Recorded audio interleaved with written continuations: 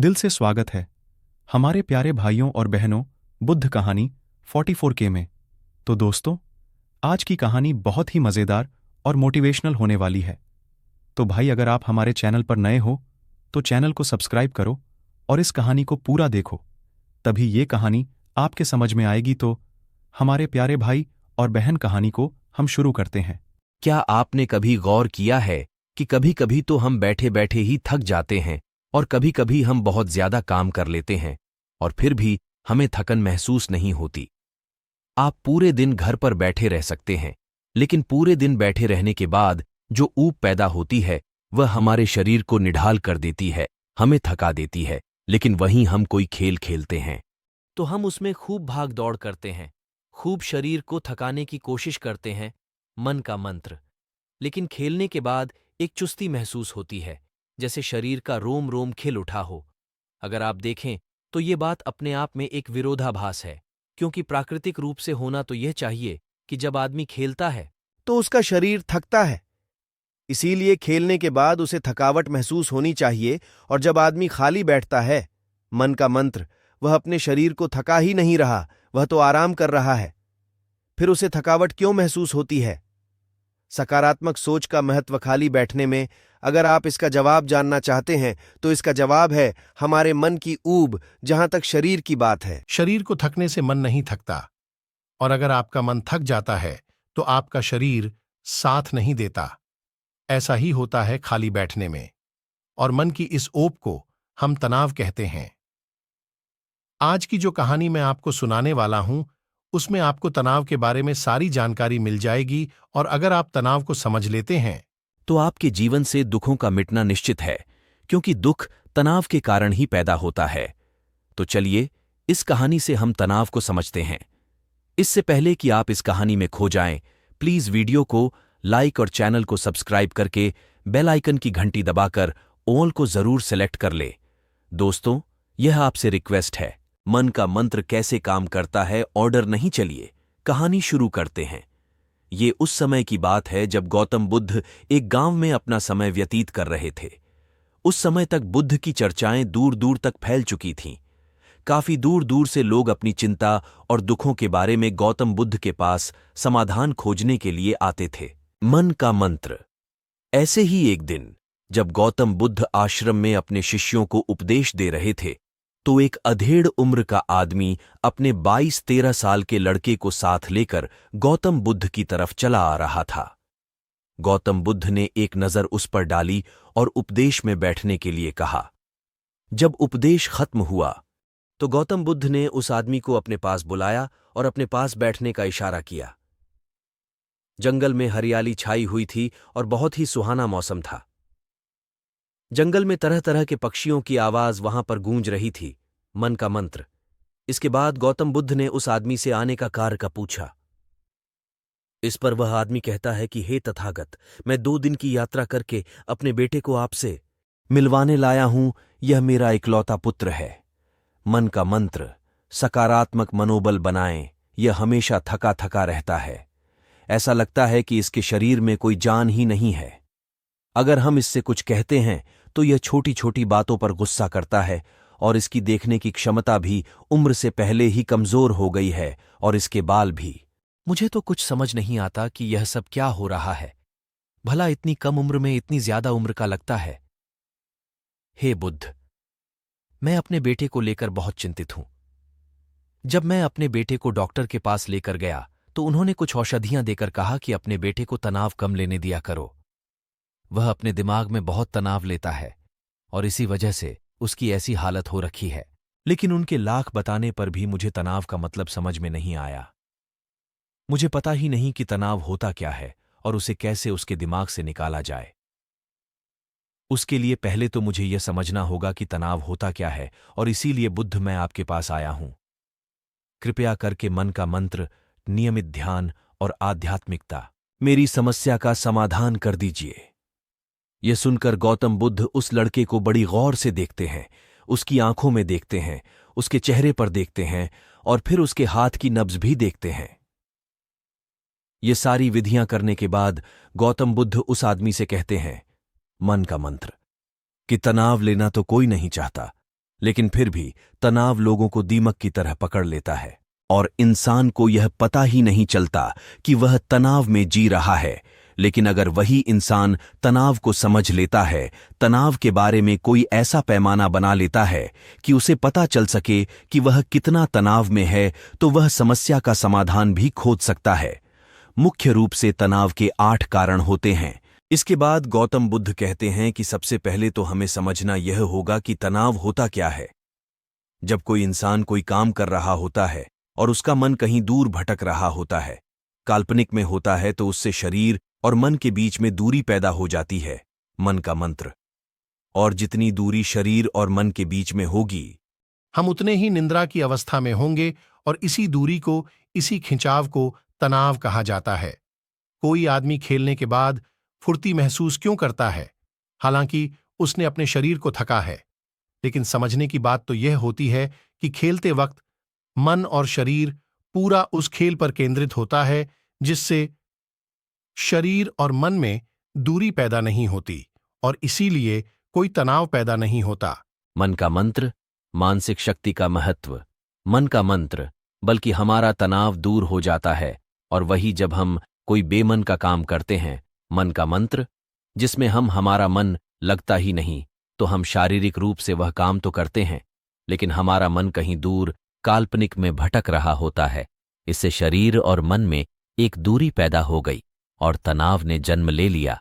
इसीलिए इंसान को एक बार में एक ही काम करने चाहिए और इस पर अपना तन और मन केंद्रित रखना चाहिए, जिससे आपके भीतर कोई तनाव पैदा ही ना हो। तनाव के कुछ मुख्य कारण भी होते हैं। इसके बाद गौतम बुद्ध कहते हैं कि अगर हम इन कारणों को जान लेते हैं, तो हमारे अंदर तनाव कभी भी पैदा नहीं होगा। मुख्य रूप से जो कारण है, उसमें सबसे पहला कारण होता है मन का मंत्र, महत्वाकांक्षा। महत्वाकांक्षा होना अच्छी बात है, लेकिन कभी आपने गौर किया है कि इंसान के लक्ष्य कभी पूरे नहीं होते, क्योंकि इंसान का कभी कोई एक लक्ष्य होता ही नहीं है और बस उसका शरीर वर्तमान में होगा, उसका मन भविष्य में होगा, और इन दोनों की दूरी की वजह से उस आदमी में तनाव पैदा हो जाएगा। इस पर वो आदमी कहता है कि हे बुद्ध, तो क्या आदमी को अपना लक्ष्य नहीं बनाना चाहिए, क्योंकि लक्ष्य बनाना भी तो एक महत्वाकांक्षा होती है। इस पर गौतम बुद्ध कहते हैं कि जीवन में कोई लक्ष्य बनाना गलत बात नहीं है। समस्या पैदा तब होती है मन का मंत्र, नियमित ध्यान और आध्यात्मिकता। जब हम सारा ध्यान उस लक्ष्य पर ही लगा देते हैं, आदमी को वर्तमान में जीना आना चाहिए। आप लक्ष्य बनाए, उनके प्रति निरंतर मेहनत भी करें। लेकिन इसके साथ साथ आपके दिमाग में यह ख्याल भी होना चाहिए कि आप अभी वर्तमान में जी रहे हैं। इसके बाद गौतम बुद्ध ने तनाव का दूसरा कारण बताया, वो है जलन। गौतम बुद्ध ने बताया कि जब आदमी किसी की तरक्की या किसी से जलने लगता है, तो भी उसका मन सड़ने लगता है। जलन अंदरूनी घाव देता है। अंदरूनी घाव का मतलब है मन का घाव। शरीर का घाव तो भर भी जाता है, लेकिन मन का घाव कभी नहीं भरता। इसलिए इंसान को दूसरे की तरक्की से कभी जलना नहीं चाहिए। तनाव का तीसरा कारण होता है किसी दूसरे से अपेक्षा। गौतम बुद्ध ने बताया कि एक बाप होने के नाते वह अपने बेटे से बहुत सारी अपेक्षाएं रखता है कि मेरा बेटा एक कामयाब इंसान बने, वह जिस तरह मैं चाहता हूं उसी तरह का जीवन जिए। और जब आदमी किसी से अपेक्षा करने लगता है, तो कहीं ना कहीं वह अनजाने में खुद के लिए तनाव पैदा कर रहा होता है। मन का मंत्र, आत्मसमर्पण।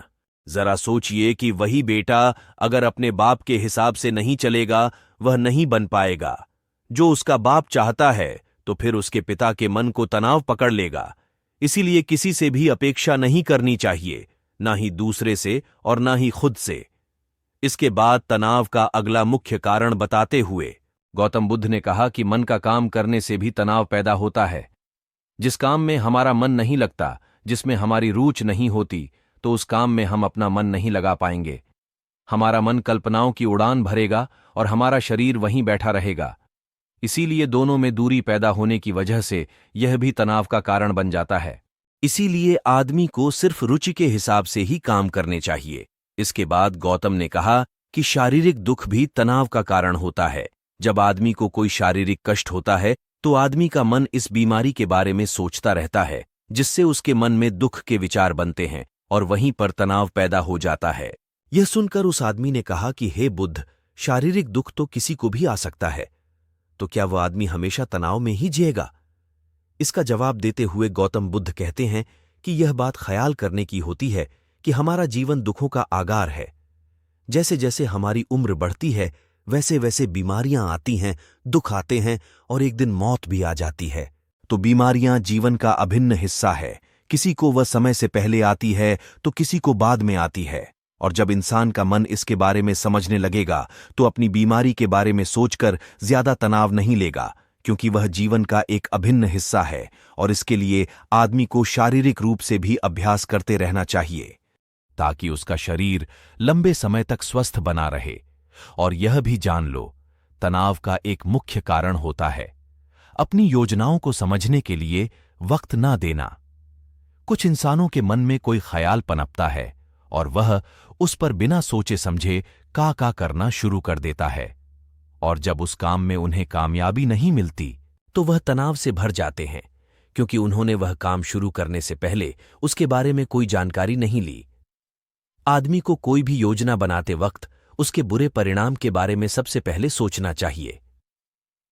हमें यह सोचना चाहिए कि अगर यह योजना कामयाब नहीं हुई तो फिर मैं क्या करूंगा, और इसीलिए अपनी योजनाओं को समझने के लिए पूरा वक्त देना चाहिए ताकि कि भविष्य में उस काम के प्रति कोई तनाव पैदा ही ना हो।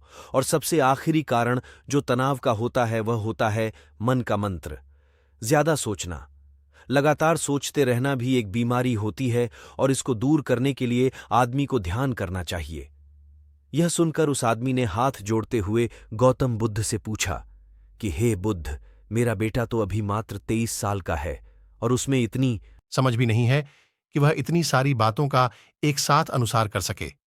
कृपया करके तनाव मुक्त करने का कोई आसान सा मंत्र बता दे, मन का मंत्र, जिससे मेरा बेटा उस मंत्र का अनुसार भी कर सके और तनाव मुक्त भी रह सके। यह सुनने के बाद गौतम बुद्ध ने कुछ सोचते हुए जवाब दिया कि इसके लिए एक छोटी सी विधि है। अगर तुम इतनी बातों का पालन पूर्ण नहीं कर सकते, तुम एक बार में एक काम करने पर ही मन लगाओ। निष्कर्ष, जो भी काम तुम कर रहे हो बस एक काम एक बार में करो और उस काम को पूरा ध्यान लगाकर करो। अगर तुम्हारा ध्यान इधर उधर भटकता है तो वापस से अपना ध्यान उस काम पर लगा दो। यह सबसे आसान और सबसे अच्छा तरीका है तनाव मुक्त रहने का। अगर तुम खाना खा रहे हो तो खाना खाने पर ही ध्यान केंद्रित कर दो। अगर तुम चल रहे हो तो चलने पर ही ध्यान केंद्रित कर दो। इससे तो तुम्हारा मन और तुम्हारे शरीर दोनों एक जगह पर रहेंगे और दोनों के बीच दूरी नहीं पैदा होगी, जो कि तनाव का मुख्य कारण होती है। दोस्तों, आज की युवा पीढ़ी एक बार में 2-2, 3-3 काम एक साथ करती है।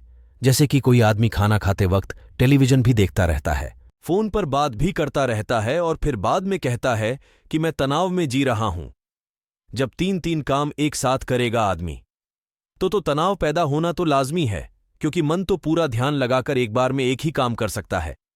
पूरी तरीके से ध्यान दो चीज पर कभी नहीं लगा सकता। इसीलिए जहां तक संभव हो सके कोशिश कीजिए कि आप अपना ध्यान एक ही काम पर लगाएं। उम्मीद करता हूं कि आपको यह कहानी हमारी अच्छी लगी होगी। अगर यह कहानी आपको अच्छी लगी है तो हमारे चैनल को सब्सक्राइब करो और वीडियो को लाइक, कमेंट, शेयर करना मत भूलिएगा। हम मिलते हैं नई कहानी वीडियो में। सभी हमारे भाई और बहनों को जय हिंद, जय भारत, जय संविधान।